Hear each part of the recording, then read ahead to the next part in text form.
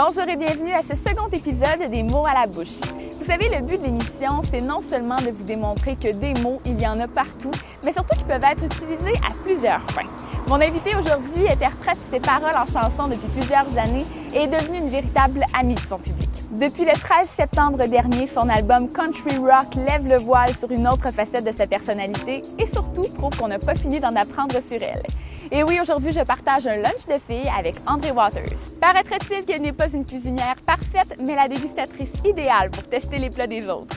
Aujourd'hui, nous l'avons donc conviée au restaurant La Belle Auberge, situé à Saint-Denis-sur-Richelieu. Premièrement, parce qu'il nous fallait la plus belle pour l'occasion, et deuxièmement, parce que la réputation de ce restaurant nous donne déjà l'eau à la bouche. Dans le confort d'une ravissante maison de style victorien, située au cœur du village historique de Saint-Denis-sur-Richelieu, la Belle Auberge se distingue par ses 3 lucarnes, sa coquette galerie qui donne face au parc des Patriotes et par sa terrasse située au bord de la rivière Richelieu.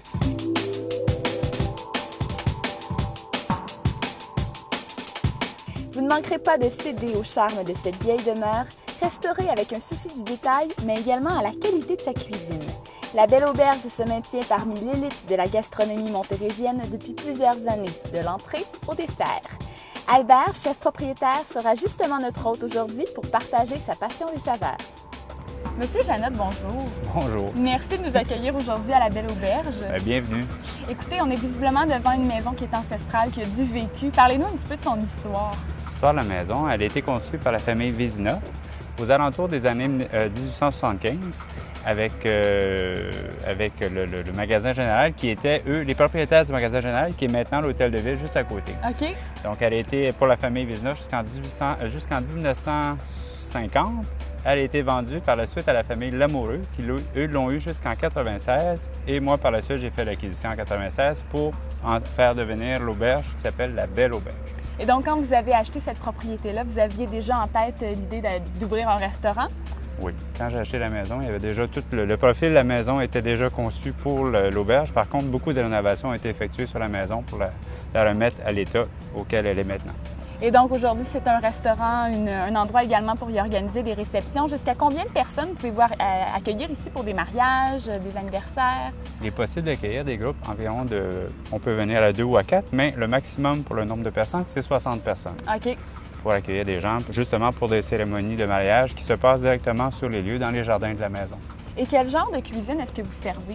La cuisine de la maison, mon expérience, c'est dans les cuisines françaises. Donc, c'est une cuisine française, mais du terroir. On essaie de se procurer les produits locaux ou les produits des jardins des alentours. Quelque chose de frais. Là. Exactement.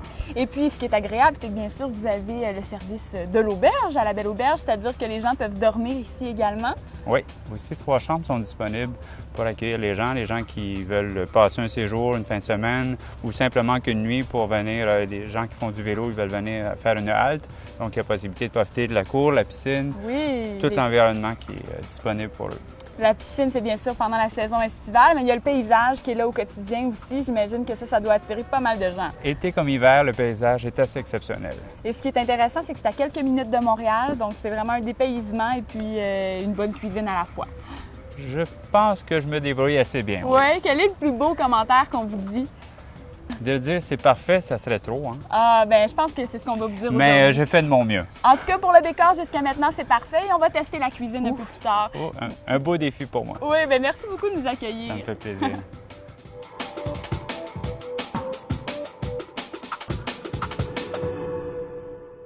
Alors aujourd'hui, je partage un lunch de filles avec André Waters. Bonjour. Bonjour. Merci d'avoir accepté notre invitation comme ça dans le jus du lancement de ton album. Bien écoute, un lunch de filles, moi, je pouvais pas dire non à ça. Avec du vin en plus. Avec du vin, ouais. Entre 2 entrevues, là, écoute, j'ai même pas l'impression qu'on est en entrevue. Écoute, on va avoir du fun. À quoi est-ce qu'on lève notre verre aujourd'hui? Oh, on lève notre verre à la liberté. À la liberté? Oui. Liberté des femmes d'être ce qu'elles veulent, de faire ce qu'elles veulent. Moi, c'est beaucoup ça. Mais oui, on va boire. On va boire et écoute. C'est beaucoup le thème que j'aborde justement dans mon nouvel album. Et d'ailleurs, il y a une de tes chansons qui porte là-dessus aussi. Oui, qui s'appelle Ma liberté, justement. Je sais pas, moi, je me sens très appelée par les femmes, par le fait que toutes les femmes aujourd'hui, on a le goût d'être en contrôle de notre vie, mais en même temps, on a le goût d'être indépendante. On a toujours le goût d'avoir le sentiment qu'on peut décider, on peut décider de tout ce qui a une fin, de tout ce qui a un début. Puis c'est quelque chose qui m'a beaucoup inspirée pour l'album. Je pense que c'est l'âge, le fait que je vieillis. Oui, aussi. Une vraie femme accomplie. Oui, c'est ça. Et donc là, tu parles de liberté, puis tu en as beaucoup avec ton album parce que tu le produis, en fait. Donc, tu participes à la création de tout, en fait. Oui, en fait, c'est ça. J'ai des collaborateurs avec moi, c'est certain, mais je m'investis beaucoup en tant que productrice avec cet album-là. C'est la première fois que je coproduis vraiment un de mes albums d'une manière aussi distincte. Finalement, je m'implique à toutes les étapes. C'est sûr, bon, j'écris les textes de pratiquement toutes les chansons. Je collabore aux musiques. Je suis là pour superviser tout le travail, que ce soit le visuel, le graphisme et tout ça. Donc, c'est important pour moi. Et tu changes un peu de style musical parce qu'on aborde un peu du country. Oui, country rock. Mais est-ce que tu as changé aussi le thème de tes chansons ou là-dessus, tu es restée assez... Bien, en fait, avec les années, ça change, c'est sûr. Je pense que moi, je vieillis, tu sais, j'ai une vie qui change aussi. C'est sûr que je vis des choses différentes que je vivais là, 10 ans avec mon premier album. Oui. Donc, veux pas, oui, les thèmes changent. Puis une chance, parce que ça serait plate de toujours avoir l'impression que tu réécoutes le même album. Donc, moi, je me laisse toujours inspirer par la vie puis par le moment présent. Donc, oui, c'est sûr. Donc, cet album-là, c'est très souriant. Il y a une grande liberté. L'album d'avant est un petit peu plus noir. Ça s'appelait Minuit. Je l'avais écrit en plein milieu de la nuit. J'avais vécu le deuil de mon frère, le deuil d'un de mes producteurs aussi. Donc, il y avait une espèce de petite noirceur qui planait. Puis là, ben, on dirait qu'avec l'album Country Rock, j'ai juste le goût de m'amuser, d'avoir du fun, avec un style aussi. Moi, la musique country, c'est le style de musique que j'écoute le plus à temps plein. Depuis 10 ans maintenant, j'écoute la musique country. Donc, j'avais vraiment le goût de m'amuser. Donc, c'est un album qui est là pour faire rêver les gens, les faire danser, les faire taper des mains. Tu sais, s'amuser, écouter ça dans son char, dans le tapis. C'est pour ça que j'avais le goût de faire. Oh, je suis là. Du haut de ma chambre d'hôtel, devant la ville et sa lumière éternelle, perdue dans mes pensées. Oh, ici, je pense à tout ce qu'on s'est dit et comment tu as perdu espoir quand mon cœur a sonné l'heure du départ. Aujourd'hui, je tourne la page, il y a tant de dommages impossibles à réparer. Aujourd'hui, je tourne la page au 26e étage, enfin libérée. Puis on te connaît vraiment sur scène, on te connaît à la télé, mais ce qu'on ignore des fois, c'est que tu es une auteure d'abord et avant tout. Oui. Donc, à la maison, tu es toute seule, puis tu écris des textes sur le quotidien. Comment tu vis ça, ce processus-là? Est-ce que c'est quelque chose que tu aimes, écrire? J'adore écrire tellement qu'à un moment donné, j'étais entre 2 albums, puis je savais plus quoi faire parce que j'avais pas de chansons à écrire. Bien, j'en écris souvent pour d'autres artistes aussi. Oui. Mais il y a eu une période où j'avais pas rien à écrire, donc j'ai parti un blog sur le web. Parce que j'avais le goût, justement, de ne pas être limitée. Parce que c'est une chanson, les gens ne le savent pas, mais c'est 3 minutes. Il faut que ça rime. Un couplet, un refrain, un couplet, refrain. Ça vient qu'on a un petit peu limité. Puis avec le blog, je pouvais justement écrire ce que je voulais, le nombre de mots. Je n'étais pas obligée de penser aux rimes, au beat aussi, au rythme des mots. Donc, je suis une amoureuse de l'écriture, finalement. C'était les premières choses que j'ai faites avant même de chanter, moi, c'est d'écrire. Puis d'ailleurs, tu parles de ton blog, ça a été super apprécié parce que tu parlais des choses quotidiennes que tu vis tous les jours, ton temps des fêtes, justement, de tes deuils, de tes joies. Et puis, tu t'écrivais c'était magnifique. Ah, bien merci. Très bien écrit. Est-ce que tu as envie peut-être d'écrire un livre à un moment donné? C'est sûr, ça fait longtemps que je pense écrire un livre. J'aimerais ça aussi écrire une comédie musicale à un moment donné. Je vais peut-être faire un recueil justement à un moment donné avec mes chroniques que je faisais dans mon blog. L'écriture, ça fait partie de mon quotidien, finalement. J'aime ça. Donc, oui, j'étais surprise que le blog, au début, il y avait 30, 40, 50 personnes qui l'avaient lu. J'étais là, yeah!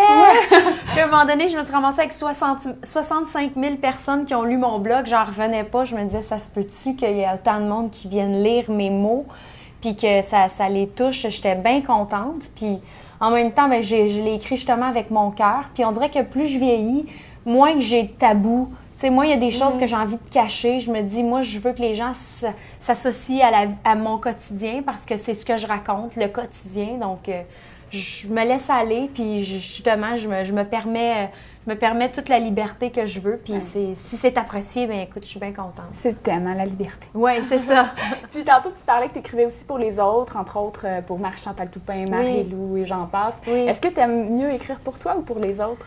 Est-ce que ça te donne plus de liberté, justement, quand c'est quelqu'un d'autre, parce que tu n'as pas à ressembler aux chansons? Oui, bien, c'est complètement deux choses différentes. J'aime autant écrire pour moi qu'écrire pour les autres. Il n'y en a pas un des deux que je préfère parce que vraiment, les deux sont complètement différents. Moi, ce que j'aime beaucoup quand j'ai la chance, c'est de rencontrer l'artiste avant d'écrire pour lui. Puis de savoir qu'est-ce que la personne a le goût de dire. Comme je me rappelle, je suis allée prendre un café avec Véronique Dicker à un moment donné, avant qu'elle fasse son album country qui s'appelait Sans détour, avant qu'elle devienne l'humoriste, l'interprète qu'on connaît aujourd'hui. C'était une chanteuse, c'est encore une excellente chanteuse. Oui. Puis on avait pris un café, puis elle m'avait vraiment dit qu'est-ce qu'elle voulait parler, puis de qu'est-ce qu'elle ressentait, puis comment. Puis ça, pour moi, c'est vraiment des moments précieux que j'ai avec les artistes.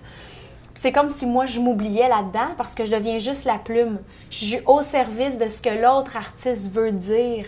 Donc, pour moi, c'est quelque chose que j'adore faire. Ça me permet justement de m'oublier un peu puis d'arrêter de penser que c'est moi qui va chanter la chanson puis je vais être à l'aise. Ouais. Fait que c'est des belles rencontres humaines puis ça me permet encore une fois d'assouvir mon besoin d'écriture finalement. Puis est-ce que ça t'arrive des fois d'écrire une chanson puis dire celle-là, j'aimerais ça l'offrir à telle personne? Ou oui. Oui? Ah oui, ça m'est arrivé. Justement, Marie-Chantal Toupin, j'étais dans un moment où je faisais beaucoup de tournées avec elle. Elle m'invitait beaucoup dans ses spectacles lors du lancement de mon premier et deuxième album il y a plusieurs années. Donc, j'avais appris à la connaître, je savais qu'est-ce qu'elle voulait, qu'est-ce qu'elle aimait, c'était quoi son genre. Tu sais, c'est une fille qui a de la drive beaucoup, puis elle aussi qui prône l'indépendance, tu sais. Donc, j'ai écrit sur son album Non négociable une tune qui s'appelle Dépendance, justement. Donc, puis c'est une fille qui disait à un autre gars, moi, je serai jamais ta dépendance, tu sais. C'est une fille qui voulait être justement indépendante, puis j'ai écrit le texte. Puis je me suis dit, ça, c'est un texte pour Marie-Chantal. Puis j'ai envoyé. Puis finalement, elle a pris la chanson. Puis on l'a chanté ensemble plusieurs fois. Donc c'est le fun pour moi d'aller voir les artistes puis de les voir chanter mes chansons. C'est un super grand sentiment de fierté. C'est une belle place à un duo éventuel. Oui, c'est ça. C'est ça. Puis est-ce que tu sais, quand tu écris une chanson, par exemple, comme Si exceptionnelle, savais-tu que ça allait donner un hit comme ça? On s'en doutait, oui. Il y a des petites chansons magiques comme ça, à un moment donné. Bien, Si exceptionnelle, ça s'est écrit vraiment sur le bord de la table tellement rapidement avec le compositeur qui faisait la chanson aussi. On a écrit la chanson tellement rapidement qu'on s'est dit...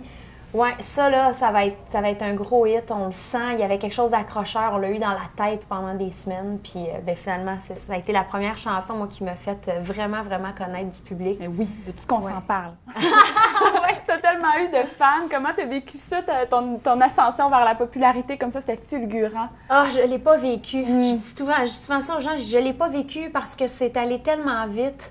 Puis, tu sais, des succès comme ça quand on est jeune, justement, j'en parle souvent avec ma chum Gabrielle Les Trois Maisons, avec qui je fais un show aussi. Puis des fois, on se dit, tu sais, quand t'es jeune, quand t'as 17-18 ans, puis que t'as le succès qui arrive dans ta vie, que tu vends des albums, tu te ramasses avec des disques d'or, des salles pleines, tu sais pas comment...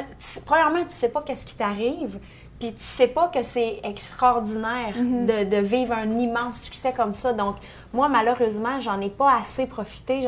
J'en étais pas consciente, carrément. Donc, là, c'est sûr qu'aujourd'hui, je vis toutes les petites choses qui m'arrivent. Puis, je regarde justement qu'est-ce qui s'est passé dans ce temps-là. Puis, ça m'impressionne tout ce qui est arrivé. Puis, j'ai été chanceuse que pour moi, ça décolle aussi rapidement. Donc, je me trouve privilégiée de pouvoir être encore là aujourd'hui, c'est sûr.